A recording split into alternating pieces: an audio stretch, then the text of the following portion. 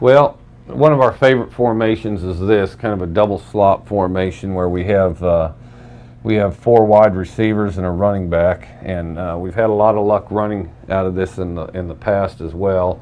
On the outside, we like real fast people that are great receivers as far as stretching the field and getting downfield. And it's important to stretch the field, not just because these guys might catch a ball, but it's also important to stretch the field so it creates space for the other receivers to operate underneath. And so we want fast people here. Here, a lot of times we'll have true tight ends at Y, and we're blessed with some pretty good tight ends here at Oklahoma. We've got three of them that are big people and run pretty well, and so, you know, if they put a little fast guy there, you have a bit of a mismatch because we've got a bigger body and a bigger person. And then if they put more of a linebacker type of person, these guys are big and they run pretty well and have caught more balls than that guy's defended, we'd like to think. And so as a result, I think we still have a mismatch. And we just happen to have three real good ones right here. And occasionally we can also slip in a quick little wide receiver here.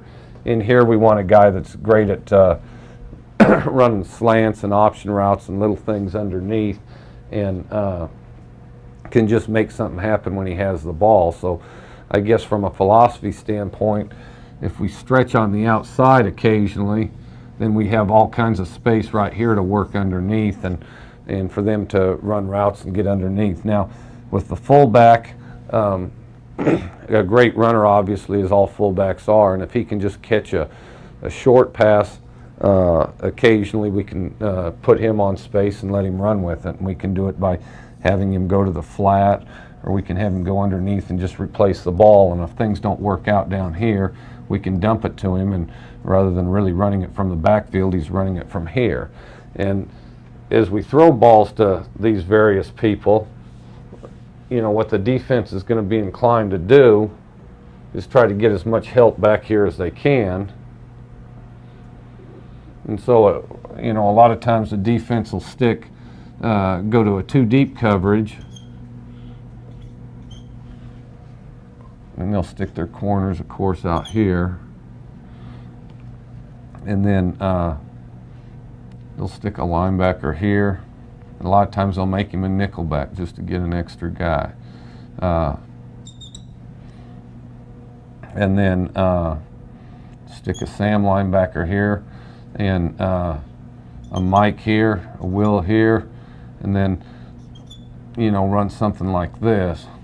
I got to make sure I don't have too many on here. 5, 6, 7, 8, 9, 10, 11. There we go. Okay, so we're in this type of a front here, and there's a variety of ways that they can do this, but they try to get an extra DB in with this guy, and then maybe even stick in an extra DB with this guy so he's more of a pass cover guy. Well, we've got 5 people to block these people, and we've spread these guys out so they're not very close to the ball, and as a result we're pretty good at running it into this. And all we're really trying to do is gauge what the defense is giving us and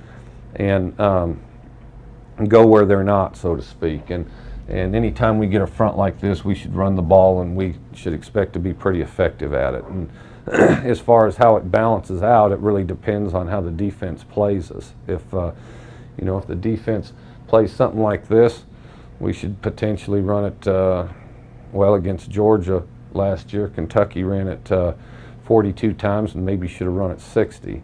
But if they refuse to empty the box and do something like this,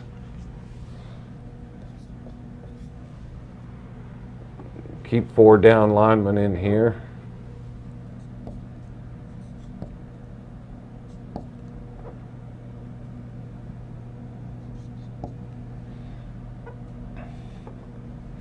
and have something like this,